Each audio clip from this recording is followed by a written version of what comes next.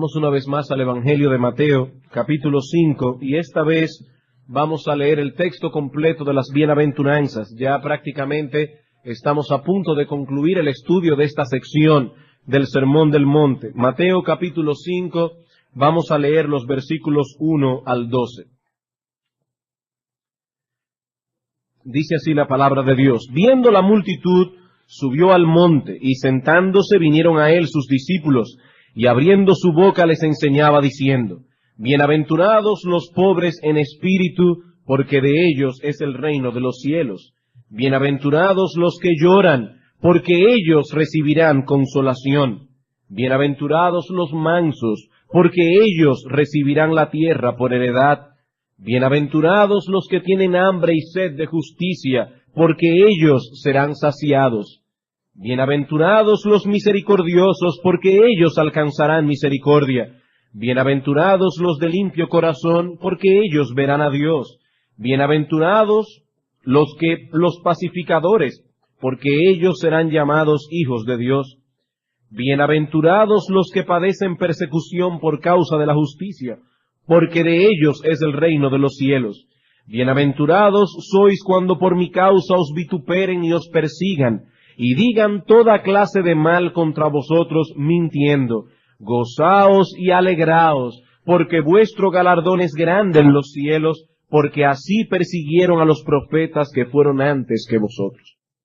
Como hemos dicho ya en otras ocasiones en esta misma serie de sermones, muchas de las personas que escucharon originalmente estas palabras deben haber experimentado una profunda decepción y una gran extrañeza.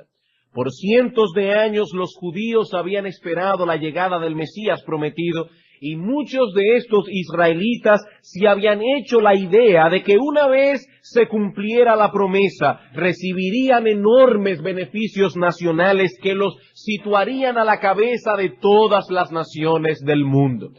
Jesucristo clama ser ese Mesías, pero sus palabras no compaginan con las expectativas que estas personas se habían forjado. En primer lugar, Cristo no está hablando aquí de privilegios étnicos o raciales. En ningún lugar de su discurso menciona el hecho de que los judíos disfrutarían de alguna bendición especial por el hecho de ser judíos. Eso era lo que muchos de estos hombres y mujeres suponían. Ellos esperaban que su Mesías se pararía en aquella ocasión en el Monte de los Olivos. Se dirigiría a ellos diciendo algo como esto: Bienaventurados vosotros, israelitas, porque vuestro es el reino de los cielos. Bienaventurados vosotros que habéis sufrido opresión y vejación estos últimos años, porque de ahora en adelante comenzaréis a disfrutar de todas las bendiciones, de todos los beneficios que os pertenecen por ser descendientes de Abraham. Pero resulta que ese día escucharon algo muy distinto. Cristo comenzó diciendo: Bienaventurados los pobres en espíritu, porque de ellos, y sólo de ellos, es el reino de los cielos. Bienaventurados los que lloran, porque ellos serán consolados.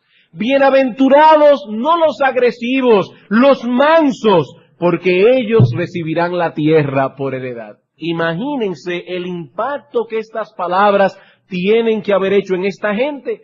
Eso no era lo que ellos estaban esperando escuchar.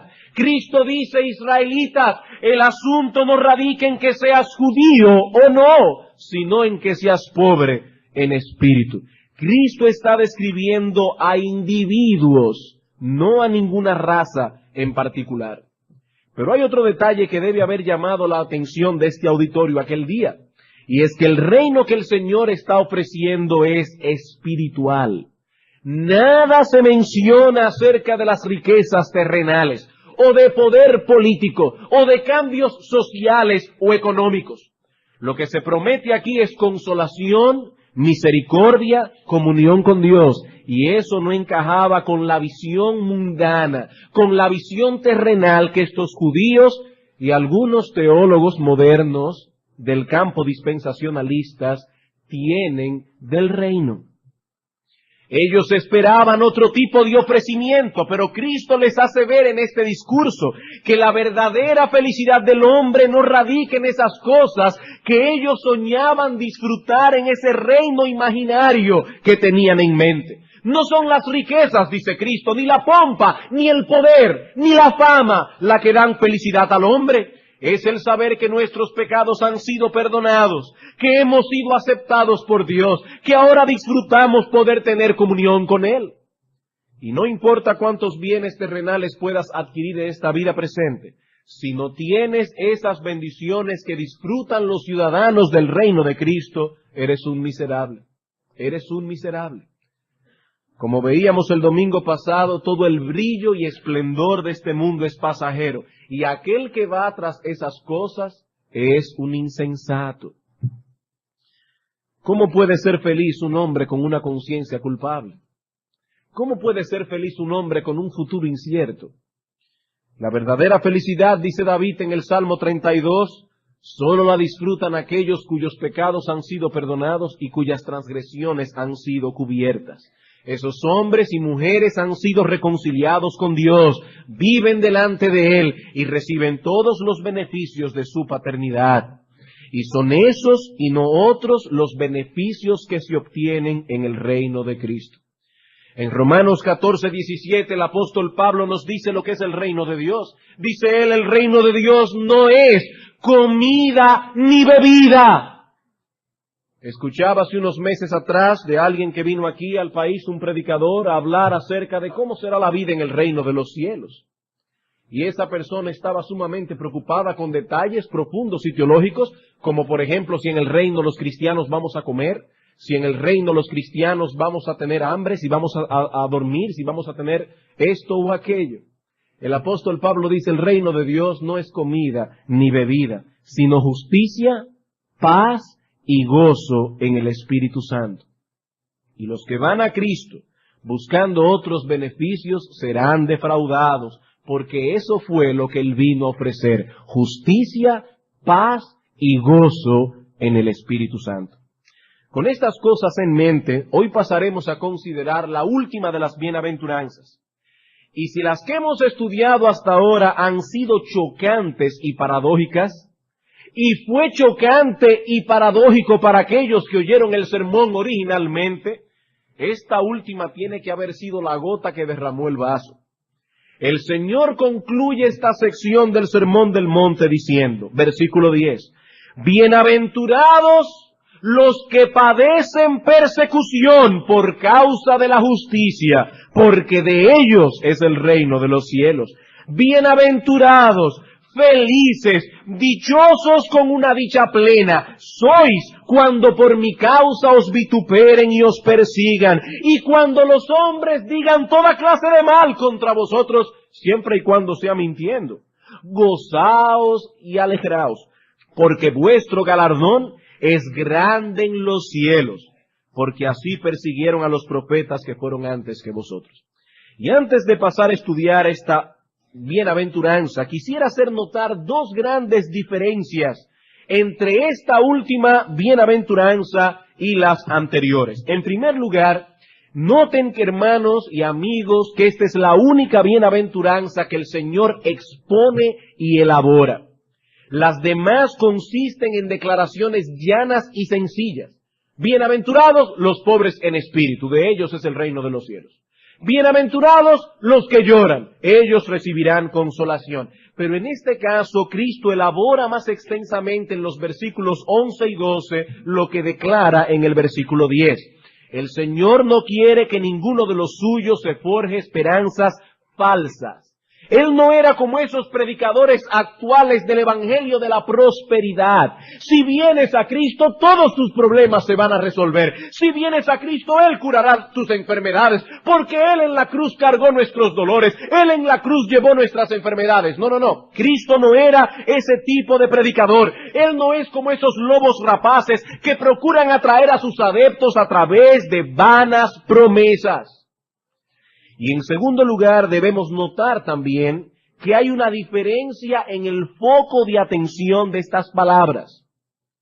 Las bienaventuranzas que hemos estudiado hasta ahora nos describen lo que el cristiano es en esencia, las cosas que el cristiano busca y anhela, la forma como el cristiano se comporta. Pero ahora el Señor pasa a describirnos cuál ha de ser la reacción del mundo hacia los cristianos, precisamente por ser lo que son, precisamente por anhelar lo que anhelan, por comportarse como se comportan. Cualquiera podría pensar que las personas que poseen el carácter que Cristo describe en las bienaventuranzas seguramente serán universalmente aclamados y alabados. Pero nada está más lejos de la realidad. El Señor nos advierte que seremos perseguidos. En la misma medida en que manifestemos al mundo las virtudes de las que se habla en este pasaje, en esa misma medida se intensificará también la persecución.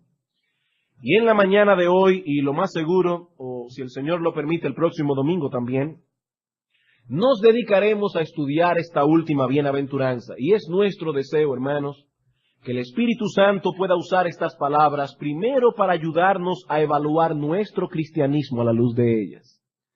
Las bienaventuranzas anteriores nos llevaban a evaluar nuestra fe cristiana directamente. ¿Eres pobre en espíritu?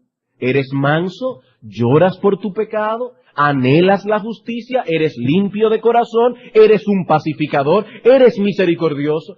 Pero esta bienaventuranza nos lleva a evaluar nuestra fe indirectamente. ¿Cómo reacciona el mundo ante nuestra forma de ser? ¿Cómo reacciona el mundo ante nuestro carácter? Pero también quisiera que el Espíritu Santo pueda usar estas palabras para consolarnos si por causa de nuestra fe estamos experimentando en carne propia lo que este pasaje enseña. Dividiremos nuestra enseñanza de hoy en dos partes. En primer lugar, veremos la realidad de la persecución en la vida del cristiano. Y en segundo lugar, la causa de esa persecución. Pasemos entonces a considerar nuestro primer encabezado, la realidad de la persecución en la vida del cristiano. Cristo nos está diciendo aquí que los verdaderos hijos de Dios siempre han sido y serán perseguidos por el mundo. Esa es básicamente la enseñanza de nuestro texto. Los verdaderos hijos de Dios siempre han sido y serán perseguidos por el mundo. El tiempo del verbo griego que el Señor usa en el versículo 10 puede ser traducido de la siguiente manera: bienaventurados los que han sido y siguen siendo perseguidos. Bienaventurados los que han sido y siguen siendo perseguidos. Y debo admitir que hay una paradoja aquí. Cuando miramos el carácter que Cristo describe en este pasaje, nos preguntamos, ¿por qué son perseguidos los cristianos? Si son mansos, si son limpios de corazón, si son incluso pacificadores, ¿por qué los persiguen? Suena paradójico, pero es así.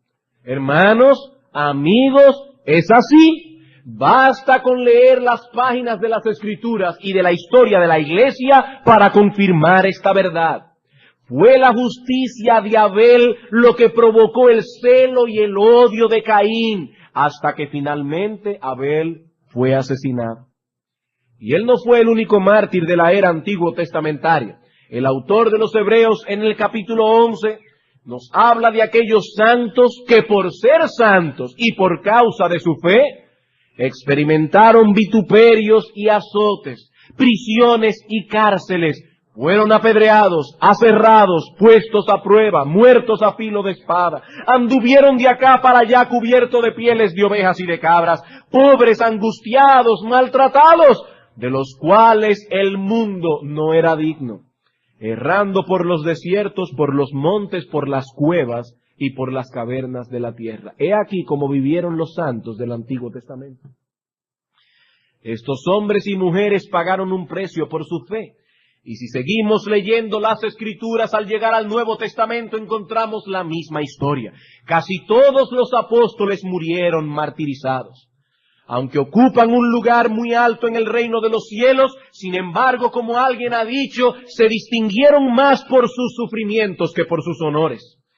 Escuchen, hermanos, lo que Pablo escribió acerca de los apóstoles en 1 Corintios capítulo 4, versículos 9 al 13. 1 Corintios capítulo 4, versículos 9 al 13. Porque según pienso, Dios nos ha exhibido a nosotros los apóstoles como postreros, como a sentenciados a muertes, pues hemos llegado a ser espectáculo al mundo, a los ángeles y a los hombres.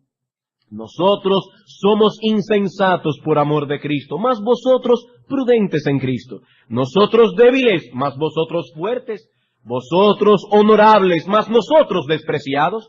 Hasta esta hora padecemos hambre, tenemos sed, estamos desnudos, somos abofeteados y no tenemos morada fija. Nos fatigamos trabajando con nuestras propias manos, nos maldicen y bendecimos, padecemos persecución y la soportamos, nos difaman y rogamos. Hemos venido a ser hasta ahora como la escoria del mundo y el desecho de todos. Pero el sufrimiento no fue exclusivo de los apóstoles. Los cristianos de la era apostólica y posapostólica tuvieron que enfrentar las fieras persecuciones del Imperio Romano.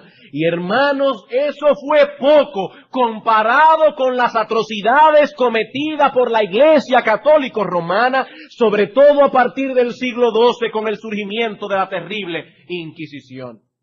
Como dice John Fox en su famosa obra El Libro de los Mártires, cuando la persecución se vistió con un ropaje cristiano, cometió más enormidades que las que jamás infamaron los anales del paganismo.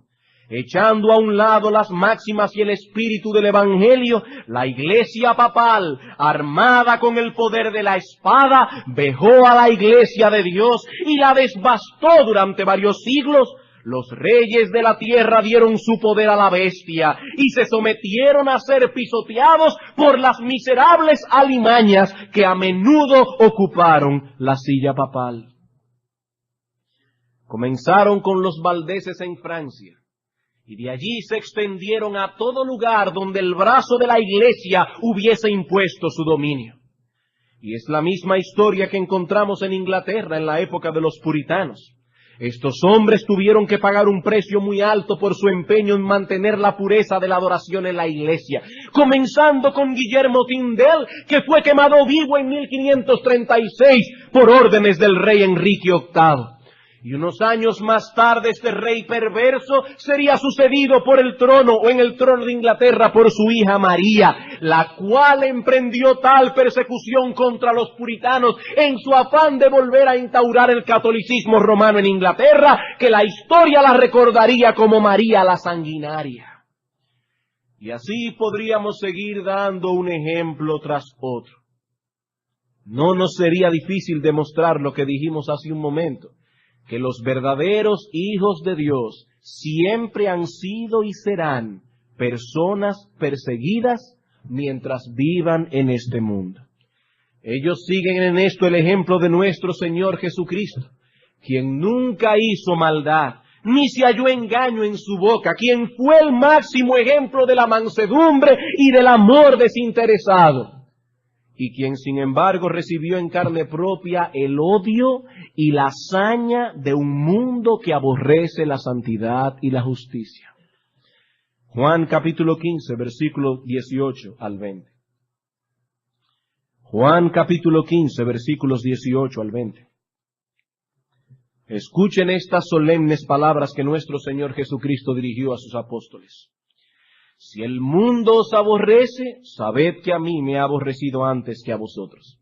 Si fuerais del mundo, el mundo amaría lo suyo, pero porque no sois del mundo. Antes yo os elegí del mundo, por eso el mundo os aborrece.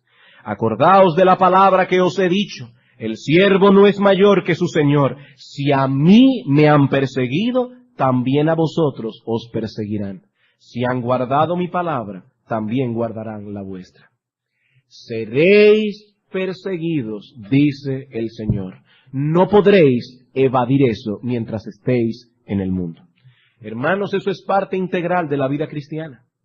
En Hechos capítulo 14, versículo 22, el apóstol Pablo dijo a los hermanos de Antioquía: es necesario que a través de muchas tribulaciones entremos en el reino de Dios. Hermanos de Antioquía, dice Pablo, eso no es opcional, eso no es una mera o remota posibilidad. Hermanos, es necesario que a través de muchas tribulaciones entremos en el reino de Dios.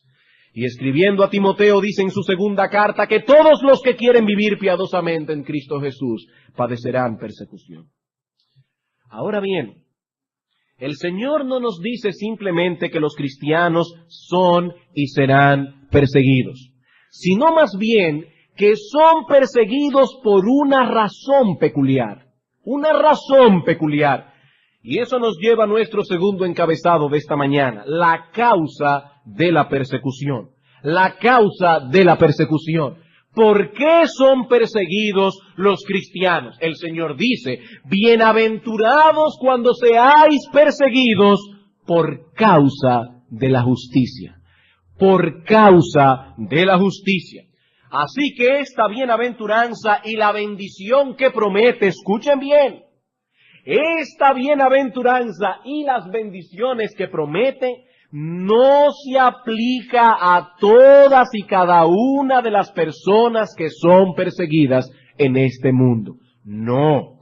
Si fuese así, el Señor se hubiese limitado a decir: bienaventurados los perseguidos. Bienaventurados los que padecen persecución. Punto. Porque de ellos es el reino de los cielos. Pero eso no fue lo que Él dijo. Ni siquiera dijo: bienaventurados los que padecen persecución por alguna causa. No. No tampoco dijo: bienaventurados los que padecen persecución porque se dediquen a defender alguna causa noble. No. Hay hombres que han sufrido y que han tenido que pagar un precio muy alto porque se han dedicado a luchar por alguna causa noble. Ahí tenemos el ejemplo de Martin Luther King. Luchó por la abolición de esa segregación racial en los Estados Unidos y tuvo que pagar con su vida el haberse envuelto, el haberse involucrado con toda su alma y corazón a esa causa. Pero no debemos de ningún modo asociar ese tipo de cosas con el Evangelio. Una cosa no tiene que ver con la otra. En el mundo caído en que vivimos hay muchas injusticias y es loable que una persona se dedique a combatirlas siempre y cuando use los métodos apropiados para ello. Hermanos, es terrible que una persona sea discriminada o maltratada por el color de su piel, algo que es meramente accidental. Y que alguien luche por eliminar esa discriminación en sí mismo no tiene nada de malo. Pero lo que debe quedar claro es que no es de eso que el Señor está hablando aquí. No es de eso. A pesar de que Martin Luther King se decía ser creyente, eso solamente Dios lo sabrá. El esfuerzo que él hizo en los Estados Unidos de Norteamérica no tiene nada que ver con el Evangelio. Esa no es la tarea que Dios ha impuesto a los ministros del Evangelio. Tampoco se habla aquí de una persecución étnica. Por ejemplo, en ciertos lugares los latinos son menospreciados solamente por el hecho de ser latinos. Y lo que es más inentendible aún es que aún dentro de nosotros mismos los latinos nos sentimos que somos superiores a otros latinos dentro de la misma América Latina. Y ese concepto pecaminoso de superioridad a menudo genera cierto tipo de persecución, de antagonismo entre un grupo y otro, entre una nacionalidad y otra, pero el Señor tampoco está hablando aquí de ese tipo de persecución. Mucho menos se está refiriendo a esas persecuciones que surgen por causa de la insensatez o el fanatismo. Muchos son perseguidos porque pasan por alto la advertencia del Señor en Mateo 10:16. Cristo dice: yo os envío como ovejas en medio de lobos. Sed sencillos como palomas y prudentes como serpientes. Cristo está diciendo, cristianos, ustedes tendrán que pasar por medio de un campo minado para llegar a la Canaán celestial. Miren bien dónde pisan. Vayan con cuidado. Sean prudentes como serpientes. Sean sencillos como palomas. Pero algunos cristianos o que profesan serlo no toman en cuenta estas advertencias y son imprudentes en el mundo. Y por causa de sus imprudencias, por causa de su fanatismo, son perseguidos. Me decía alguien el otro día que un familiar estaba al grito porque tenía una iglesia evangélica cerca y la bulla que esa gente hace es insoportable. Ellos ponen una bocina fuera de la iglesia para que todo el mundo se entere de todo lo que ellos hablan, de todo lo que cantan y de todo lo que predican. Y ellos entienden que esa es una forma de promover el evangelio. Y otras personas andan por ahí con un carrito, con una guagua anunciadora, con un mensaje de predicadores que generalmente yo no sé por qué son puertorriqueños, voceando un montón. Y no tengo nada contra los puertorriqueños. Estoy diciendo simplemente que yo no sé por qué o lo son o quieren aparentar que lo son. Voceando una serie de cosas desagradables en el nombre de Cristo. Y cuando esas personas son burlados en las esquinas, ellos creen que están padeciendo por causa de la justicia.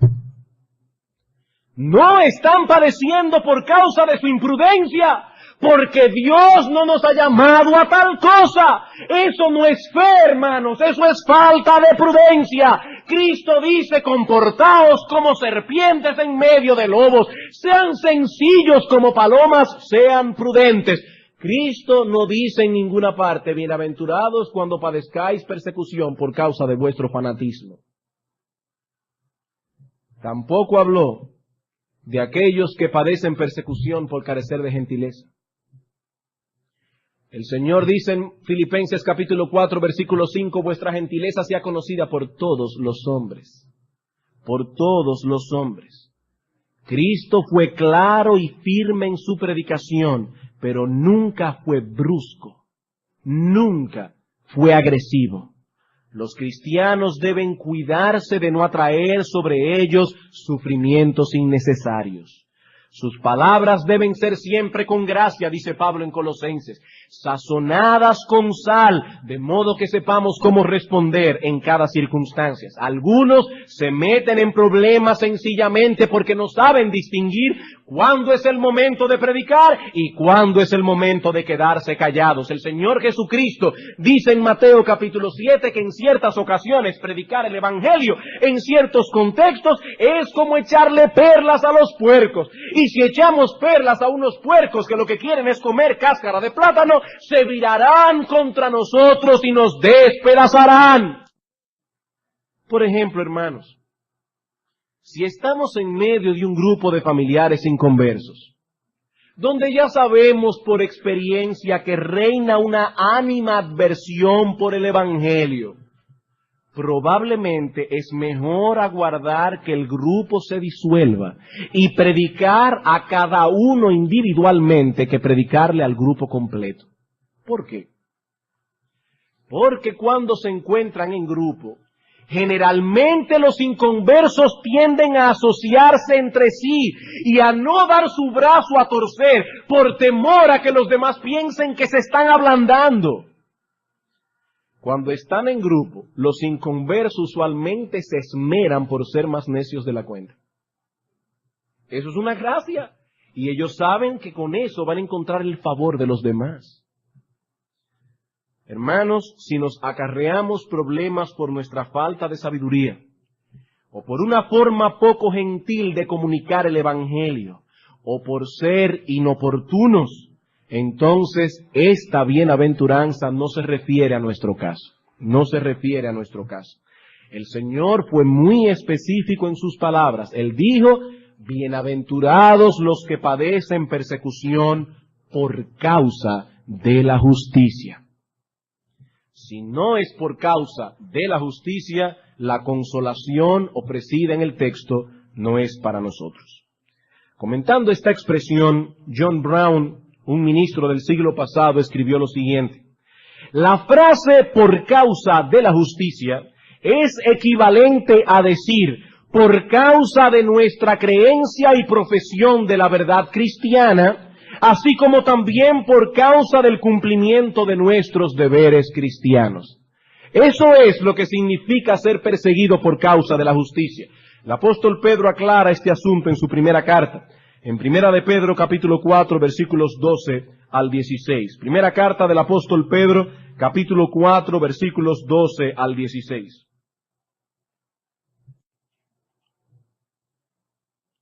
Dice el apóstol: amados, no os sorprendáis del fuego de prueba que os ha sobrevenido, como si alguna cosa extraña os aconteciese, sino gozaos por cuanto sois participantes de los padecimientos de Cristo, para que también en la revelación de su gloria os gocéis con gran alegría. Si sois vituperados por el nombre de Cristo, sois bienaventurados, porque el glorioso Espíritu de Dios reposa sobre vosotros. Versículo 16. Pero si alguno padece como cristiano, no se avergüence, sino glorifique a Dios por ello. Noten una vez más que no se está hablando simplemente de padecer, sino de padecer por causa de Cristo. De padecer como cristiano. Como decía Agustín de Hipona, lo que hace al mártir no es el castigo que sufre, sino la causa por la que sufre. No es el sufrimiento lo que hace un mártir, es la causa por la que sufre. Más adelante en el versículo 19 el apóstol Pedro habla de sufrir según la voluntad de Dios. Poniéndolo de otro modo, ser perseguido por causa de la justicia es equivalente, es lo mismo a ser perseguidos por parecernos a Cristo. Por parecernos a Cristo. Cristo es el modelo de una vida justa. El apóstol Juan le llama en su primera carta, en el capítulo 2, Jesucristo el justo. Vivir de acuerdo con la justicia es vivir la vida que Él vivió. Y el que vive como Él vivió será perseguido. ¿Por qué? Porque el mundo odia a Cristo. Y por tanto no es extraño que odie a todos aquellos que se parecen a Él. Eso fue lo que el Señor enseñó a los discípulos en el texto que leímos, Juan 15, 18. Si el mundo os aborrece, sabed que a mí me ha aborrecido antes que a vosotros. El siervo no puede ser mayor que su Señor. Si a mí me han perseguido, hermanos amados, a vosotros también os perseguirán. Los cristianos entonces son perseguidos sencillamente por esto, porque se parecen a Cristo, porque actúan como Él, porque viven para Él. Y en la misma medida que eso es una realidad en nosotros, en esa misma medida arrecia la persecución. Debo aclarar que esa persecución no tiene que ser física necesariamente. Puede asumir varias formas y puede variar en intensidad. Puede ir desde un rechazo, una burla, hasta la muerte. Pero lo que debemos saber es que esa persecución es contra nosotros porque somos justos, porque hacemos la voluntad de Dios, porque nos parecemos a Cristo. Hermanos, esto es realmente paradójico. ¿Saben una cosa? El mundo exalta la bondad y la nobleza natural del hombre. El mundo exalta la bondad. Y cuando se entera de algún gesto noble, lo alaba con entusiasmo. De hecho, hay premios que se han instituido para premiar a los hombres y mujeres de este mundo que se han dedicado a luchar por alguna causa noble. Ahí tenemos el Premio Nobel de la Paz y muchos otros premios. Sin embargo, el mundo persigue a los cristianos y los rechazan. ¿Por qué? ¿Por qué? Por tres razones básicas. Primero, porque la conducta de los cristianos los pone en evidencia. Porque la conducta de los cristianos los pone en evidencia. Eso fue lo que el Señor dijo en Juan capítulo 3, versículos 19 al 20. Juan capítulo 3, versículos 19 al 20. Dice el Señor: y esta es la condenación, que la luz vino al mundo, y los hombres amaron más las tinieblas que la luz, porque sus obras eran malas. Pero no se limitaron únicamente a amar las tinieblas, sino que también aborrecen la luz. Dice, porque todo aquel que hace lo malo aborrece la luz y no viene a la luz para que sus obras no sean reprendidas. El mundo odia a los cristianos porque la conducta de los cristianos los pone en evidencia. Juan capítulo 7, versículo 7. Los hermanos inconversos del Señor, inconversos hasta el tiempo antes de la resurrección, comenzaron a decirle, Señor, sube a la fiesta para que te des a conocer allí. El Señor dice, no, suban ustedes, mi tiempo aún no ha llegado, pero el tiempo vuestro siempre está presto. Versículo 7, no puede el mundo aborreceros a vosotros, mas a mí me aborrece, dice el Señor, porque yo testifico de él que sus obras son malas. Y quisiera citar aquí un extracto del doctor Martin Lloyd-Jones, un poco extenso, pero es digno, hermanos, de ser citado. Escuchen esto con atención. A los buenos y nobles, según el mundo, por supuesto, se les persigue muy pocas veces, porque a todos nos parece que ellos son como nosotros mismos cuando estamos en nuestros mejores momentos. Eso es lo que pensamos cuando vemos al noble, según el mundo. Pensamos, yo también puedo ser así con tal que me lo proponga. Y los admiramos porque es una manera indirecta de halagarnos a nosotros mismos. Pero los justos son perseguidos porque son diferentes. Por esto los fariseos y los escribas odiaron a nuestro Señor, no porque era bueno, sino porque era diferente. Había algo en él que los condenaba. El justo quizá no diga nada, pero por ser lo que es, de hecho nos condena, nos hace sentir infelices y nos anonada. Por esto los odiamos y tratamos de encontrarles faltas. La gente dice, yo creo que se debe ser cristiano, pero eso es demasiado, es ir demasiado lejos. Fin de la cita. El mundo admira a los nobles de acuerdo a lo natural, pero cuando ven a los cristianos piensan, eso es demasiado. Está bien que uno trate de no mentir, pero hay ciertas cosas que no son mentiras, son una defensa, como por ejemplo tener 2 libros de contabilidad, o ver cómo uno puede conectar directa la luz, o cosas por el estilo. Todo el mundo lo hace. Ustedes son demasiado exagerados. Y ¿saben una cosa, hermanos? Eso tristemente puede ocurrir aún dentro de la misma iglesia, entre cristianos, o por lo menos entre personas que profesan serlo. Nos sentimos a gusto con el cristianismo que estamos llevando. Creemos que estamos haciendo un buen esfuerzo. Pero entonces de repente aparece uno que es capaz de llevar su fe mucho más lejos aún. Y no estamos hablando de un fanático. Nos referimos a un hombre, a una mujer fiel. Un creyente que se esfuerza porque todas las áreas de su vida entren en el molde de su fe cristiana. Al actuar como esposo, al actuar como esposa, al comprar, al vender, al vestirse, al hacer negocios. Y entonces comenzamos a sentirnos incómodos y sentimos que tenemos que buscar la manera de demostrar que ese hermano es un exagerado. Su fidelidad nos enfrenta en silencio. Puede ser incluso que el hermano o la hermana ni siquiera se esté dando cuenta de eso. Tal vez se trata de una hermana que hasta hace un tiempo ella creía estar sujeta a su marido, porque llenaba la norma de lo que a ella le parecía suficiente. Pero ahora conoce a otra hermana que realmente vive a la luz de lo que Pablo enseña en Efesios capítulo 5. Una mujer que no actúa independientemente de su cabeza, que vive para él, cuya vida gira en torno a las necesidades y preocupaciones de su esposo, que al dirigirse a él lo hace con respeto, incluso en aquellas ocasiones cuando tiene que mostrarle su error o su pecado. Una mujer que vive para su casa, para criar a sus hijos, para atender a su marido. Y entonces esta hermana comienza a sentirse atacada. Esta hermana ahora es una amenaza.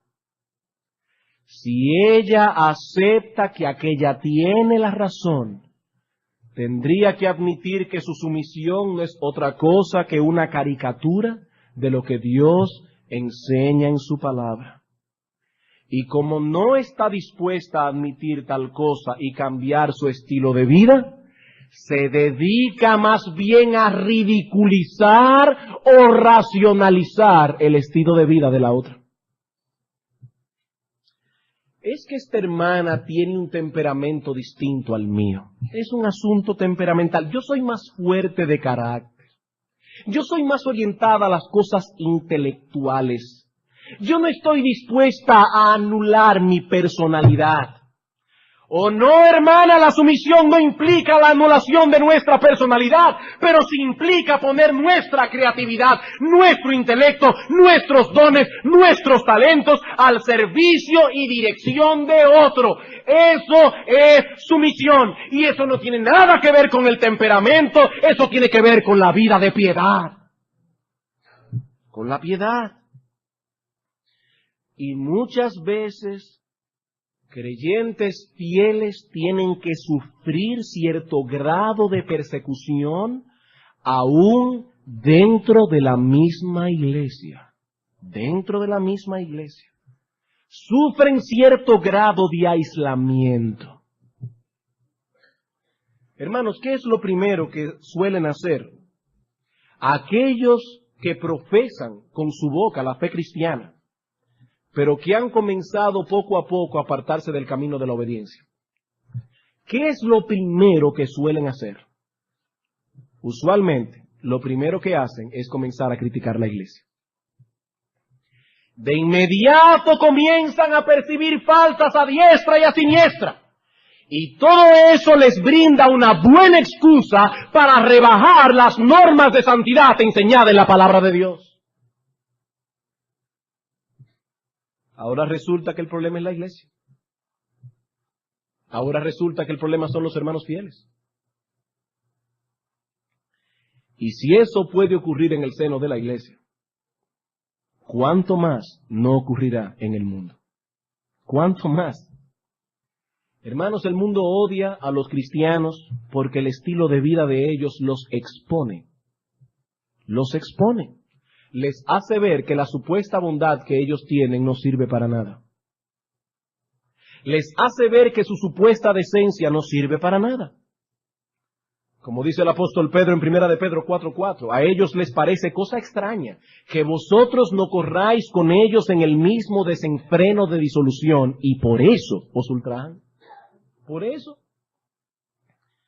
El mundo percibe que el estilo de vida de los cristianos es como una luz que ilumina sus faltas y las pone en evidencia, y por eso se molestan. Pero el mundo también se molesta, en segundo lugar, porque rechaza la visión absoluta que los cristianos tienen de la vida en lo que respecta al único medio de salvación y a nuestros juicios morales. Repito, el mundo se molesta con los cristianos porque rechazan la visión absoluta que ellos tienen de la vida, principalmente en lo que respecta al único medio de salvación y a nuestros juicios morales. En otras palabras, nos acusan de ser cortos de vista, de ser tontos, porque insistimos que hay valores que son absolutos, no negociables. No negociables. Si la salvación es por la fe, no puede ser por las obras. Y si la salvación no es por obras, tenemos que concluir que hay muchas iglesias que están predicando un evangelio falso. Y al decir eso, no estamos pecando de falta de misericordia, estamos llevando la verdad hasta sus últimas consecuencias. En Proverbios capítulo 3, versículo 3, dice Salomón, nunca se aparten de ti la misericordia y la verdad. átalas a tu cuello, escríbelas en la tabla de tu corazón. No sacrifiquemos la verdad en aras de la misericordia. Debemos vivir con ambas atadas al cuello, escritas en la tabla del corazón. Pero los impíos se molestan ante tanto dogmatismo. Nos dicen, como me decía una persona la semana pasada, que cada cual tiene derecho a tener su verdad. Tú crees en Cristo y aquel en Mahoma. Tú predicas la Biblia y aquel el Corán. ¿Pero acaso no pueden admitir que en ambos se encuentra la verdad? ¿Que ambos agradan a Dios con su fe? Por supuesto que no podemos admitir tal cosa. No podemos admitirlo. Si una cosa es verdad, la otra no puede serlo. No puede serlo. Sabemos que hay cosas que no son blancas ni negras, sino grises, es verdad. Pero existen verdades inamovibles, verdades que no pueden ser de otro modo. Y lo mismo podemos decir de nuestros juicios morales. Hay cosas que la Biblia llama pecado. ¡Pecado! Y aunque nos consideren cerrados de mente, retrógrados, arcaicos, seguiremos condenando esas cosas y llamándole pecado hasta que Cristo vuelva. Hasta que Cristo vuelva, aunque el mundo diga lo que diga. Y bueno le sería a tales personas poner atención a la advertencia del profeta Isaías cuando escribió: ¡ay! ¡Ay de a lo que a lo malo dicen bueno y a lo bueno malo! Que dicen ahora que debemos respetar a los homosexuales porque cada cual tiene derecho a vivir su vida. Sí, yo también tengo derecho a que si yo salgo con mis hijos a la calle no vean a dos hombres haciendo lo que no deben hacer. Yo también tengo derecho. ¡Ay de aquellos que hacen de la luz tinieblas y de las tinieblas luz, que ponen lo amargo por dulce y lo dulce por amargo! ¡Ay de los sabios en sus propios ojos y de los que son prudentes delante de sí mismos! Dios dice una cosa, pero yo digo otra. ¿Saben qué es lo que el mundo dice en cambio? ¡Ay de a lo que a lo bueno llaman bueno y a lo malo llaman malo! Eso es lo que el mundo está diciendo. ¡Ay de aquellos que no se apartan ni a derecha ni a izquierda de esos juicios morales! Y por eso nos persiguen. Por eso nos persiguen. Pero en última instancia, hermanos, el mundo persigue a los cristianos porque son hijos del diablo. En última instancia, el mundo persigue a los cristianos porque son hijos del diablo. En el mundo hay solo dos paternidades. Usted que está aquí en esta mañana, o es hijo de Dios o es hijo del diablo. Hijo de Dios o hijo del diablo. En Apocalipsis capítulo 2, versículo 10, el Señor Jesucristo envía una carta a una iglesia que está a punto de sufrir una terrible persecución. Y el Señor quiere dar a estos hermanos una correcta perspectiva en medio del sufrimiento. Dice aquí: no temas en nada lo que vas a padecer. Oigan bien, vas a padecer, pero no temas. He aquí, el diablo echará a alguno de vosotros en la cárcel para que seáis probados. Y tendréis tribulación por 10 días. Sé fiel hasta la muerte y yo te daré la corona de la vida. Hermanos, Cristo no está diciendo aquí que el diablo se iba a hacer visible y iba a llegar a esta ciudad y se iba a llevar a los hermanos presos. El Señor está hablando aquí de que esos alguaciles que iban a perseguir a los cristianos e iban a ir a las casas a llevarse los presos, no eran más que emisarios de Satanás. A la larga, era el diablo quien los estaba echando en la cárcel. ¿Por qué? Porque nosotros no somos de su reino. Porque nosotros somos una amenaza para Él. Porque no somos del mundo. Si fuerais del mundo, dice el Señor, el mundo amaría lo suyo. Pero porque no sois del mundo, antes yo os elegí del mundo, por eso el mundo os aborrece. Y más adelante en la oración sacerdotal en Juan 17:14 el Señor añadió: yo les he dado tu palabra, Padre, y el mundo los aborreció. ¿Por qué? Porque no son del mundo, como tampoco yo soy del mundo. La única forma en que podemos evitar este antagonismo es amoldándonos al mundo. La única. Pero si hacemos eso, estaremos demostrando que no pertenecemos a Cristo. Gálatas, capítulo 4. Gálatas, capítulo 4, versículos 28 y 29. Así que, hermanos, nosotros somos como Isaac, hijos de la promesa. Pero como entonces, como veremos esta noche que vamos a estudiar esa historia, el que había nacido según la carne, Ismael, perseguía al que había nacido según el Espíritu, Isaac. Así también es ahora. Así también es ahora. Es por eso que en la generalidad de los casos, las persecuciones que el pueblo de Dios ha sufrido han venido envueltas en el ropaje de la religión. ¿Por qué? Porque se trata de un problema espiritual. Es la simiente de la serpiente contra la simiente de la mujer. Los hijos de Dios contra los hijos del diablo. Y esa enemistad nunca será anulada. Y Satanás es tan y tan astuto, que engaña a sus propios emisarios, haciéndoles creer que ellos están del lado de Dios. Les inculca un celo fanático e infernal, y entonces los mueve a perseguir al verdadero pueblo de Dios.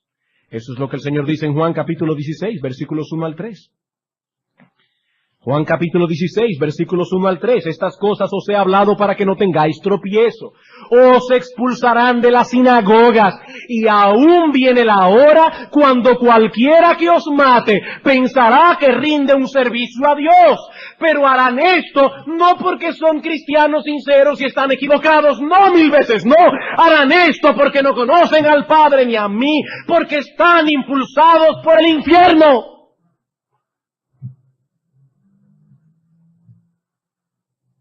Cuando en la Edad Media la Santa Inquisición mató 30.000 hugonotes en una noche, celebraron la matanza con un Te Deum para dar gracias a Dios por la victoria que había concedido a la Santa Madre Iglesia.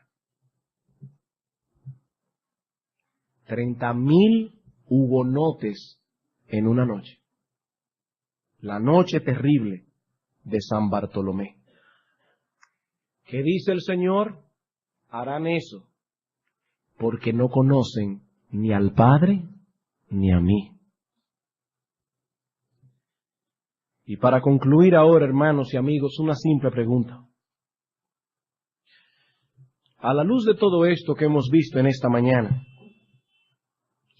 ¿eres tú un perseguido o un perseguidor?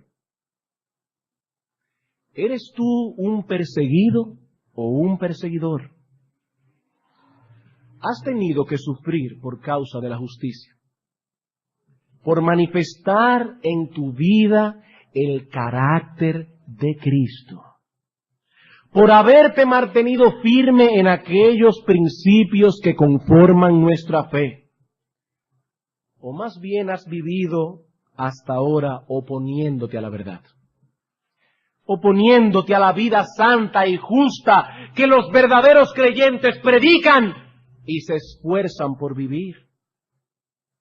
Amigo, cuando tú escuchas las demandas del Evangelio, las demandas de una vida santa, ¿cuál es tu reacción? ¿Cuál es tu reacción? ¿Te molestas contigo mismo porque sabes que no puedes cumplir esas demandas a la perfección? ¿O más bien tratas de racionalizar tu pecado y de acallar la voz de tu conciencia diciéndote a ti mismo que esas cosas son una exageración, que estos evangélicos son muy exagerados, que estos pastores de iglesia bíblica se están yendo demasiado lejos, que nadie puede vivir a la luz de estas demandas? ¿Cuál es tu reacción, amigo mío? Porque dice la Escritura que cuando el cristiano recibe la luz del Evangelio, él desea, él se esfuerza, él sufre, porque quiere vivir a la luz de estas demandas. No, amigo, el cristiano verdadero no se molesta con la ley, se molesta con su corazón depravado. ¿Qué puedes decir acerca de ti mismo? Estás esforzándote cada día por crecer en el camino de la justicia hasta el punto de que has sufrido persecución por causa de tu fidelidad. O más bien te has dedicado a criticar, menospreciar, ridiculizar a aquellos que están haciendo ese esfuerzo. Amigo, ¿qué ha sido de tu vida hasta ahora? ¿Has estado inventándote un cristianismo propio? ¿Un cristianismo que pueda ser aceptado por las personas del mundo? ¿Un cristianismo que no levante roncha? Amigo, los cristianos no son perfectos, pero aman la justicia. Por eso no son conformistas. Y a medida que reciben más luz de la palabra, en esa misma medida se esfuerzan por conformar su vida a esa nueva luz que han recibido. Y en ese proceso, y gloria sea al Señor por eso, son transformados de gloria en gloria en la imagen de nuestro bendito Salvador Jesucristo. Es por eso que en el libro de Proverbios se nos dice que la senda del justo no es estancada, es como la luz de la aurora, que ve en aumento hasta que el día es perfecto. Y yo te pregunto una vez más, ¿describe ese texto tu propia experiencia? Bueno, si no es así, debes saber que la única justicia que Dios acepta como buena y válida es la justicia de Cristo, y que Él ha prometido ponerla a la cuenta del pecador por medio de la fe. Es así como Dios perdona todos nuestros pecados cuando Cristo nos viste con el manto de su justicia. Pero las cosas no se quedan allí. También se concede al pecador el Espíritu Santo, quien no solo transforma nuestro corazón, sino que viene a morar en nosotros, capacitándonos para luchar con nuestros pecados y así poder vivir una vida justa. Es a esos hombres y mujeres que el mundo persigue, no a los que han sido simplemente reformados o adecentados. A esos más bien el mundo los alaba. Es a los que han sido regenerados por el Espíritu Santo, ahora se parecen a Cristo y se esfuerzan por crecer cada día a esa semejanza. ¿Qué dice el Señor? Bienaventurados los que padecen esa persecución, por esa causa. ¿Por qué? Porque de ellos, y solo de ellos, es el reino de los cielos.